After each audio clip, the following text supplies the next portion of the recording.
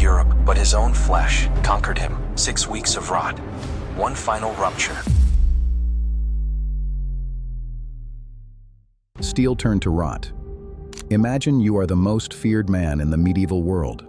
For 40 years, your blade dictated the borders of Europe. You are the Duke of Normandy. You are the King of England. You are William the Conqueror. But today, you are not a king. You are a prisoner. Your own flesh has become a gravitational betrayal. You are trapped in a silent, stone room in Rouen. The man who broke armies is now broken by his own mass. Your enemies aren't trembling. They are laughing. They mock your pregnancy with venomous delight. You vow a retribution of smoke and ash. You will fulfill that dark promise. But the heat you unleash will trigger your own biological sabotage. Your end is a masterpiece of historical horror. Your funeral is a literal explosive catastrophe, and the world you conquered will leave you naked on the floor.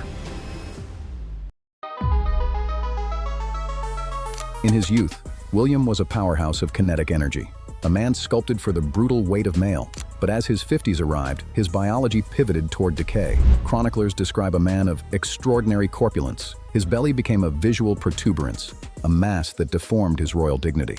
This wasn't a matter of medieval vanity. It was a crisis of power. In the 11th century, a king leads from the saddle. If you cannot mount, you cannot rule. William became a domestic exile in his own house. Desperate to shrink his deforming presence, he turned to the medicine of the humors. Doctors believed his body was moist and unctuous. They prescribed drying agents and surgical bed rest. He was a starving titan in a dark, stagnant room. Modern legends claim he drank only wine to survive, but the medicine he took was corrosive and depleting. His body was a pressurized vessel of malnutrition. Across the border, King Philip of France was grinning, seeing the conqueror's weakness as a political punchline. He joked that William was lying in, a technical term for postpartum recovery, and asked when the King of England would finally deliver. William did not laugh. He responded with a chilling obstetric metaphor. He vowed that when he recovered, he would attend Mass, but he wouldn't bring standard wax candles. He promised 100,000 candles in France, and those candles would be the burning cities of Philip's domain. This wasn't a simple threat. It was a vow formula that haunted the medieval ear. In July 1087, the starving king rose in fury, rode into the borderlands of the Vexin, reached the town of Montes-la-Jolie, and ordered the total incineration of every house. The sky turned to ash. The heat in the ruins was a physical weight. William was very corpulent and biologically unstable, forcing his mass through frantic exertion. As he rode through the embers, his horse leapt in a sudden, violent jump across a ditch. The landing was a mechanical disaster. William was catapulted forward with lethal inertia, and his massive abdomen slammed against the pommel. Chroniclers use the word ruptured. This was blunt abdominal trauma on a royal scale. In a modern ICU, this is a code red. The impact crushed his internal organs against his spine, with the small bowel as the primary victim. If the intestine is perforated, the contents leak. This is a hollow viscous rupture. Bacteria from the gut flooded the sterile cavity. This is the birth of peritonitis. William did not perish in the embers. He began a 6-week descent into systemic shock. William was transported to Saint-Gervais, a quiet hilltop sanctuary. Below him, Rouen watched in heavy silence. But inside the stone walls, the king was screaming. 11th century medicine was a primitive, blunt instrument. Doctors could bleed a man, but they couldn't patch a leaking gut. His intestines were a biological war zone. Peritonitis is the liquid fire of ancient infection. His abdomen filled with toxic fluid, and internal pressure rose to a crushing peak. Yet, the conqueror remained terrifyingly alert. He was lucid until the final bell. He dictated the fate of nations through the agony and confessed his many slaughters with public honesty. On Tuesday, September 9th, the sun rose one last time. He heard the chime for primes and commended his soul. The silence in the room became deafening. The man who broke the world was gone. Power hates a vacuum. The great nobles didn't mourn. They fled, and dust rose as they galloped toward their own lands. But the servants stayed behind, and they didn't stay for loyalty. They stayed for the gold. They descended on the king's corpse like industrial scavengers. They seized the golden plate and royal arms, and they even stripped the robes from his cooling skin. They took the linens. They took the tapestries. The conqueror was left almost naked on the floor. He lay there on the bare ground for 3 hours.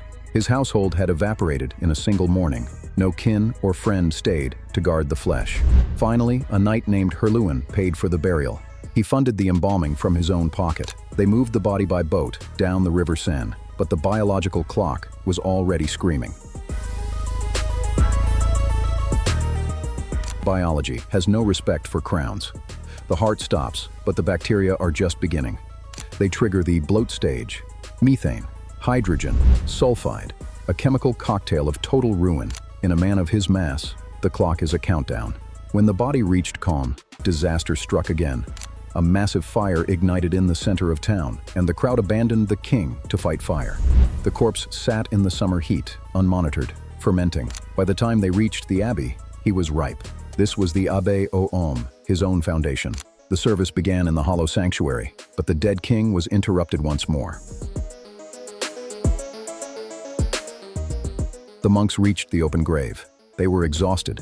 They were desperate for the end, but a voice shattered the holy silence. Asselin Fitzarthur stood like a ghost in the aisle and halted the rite with a legal scream.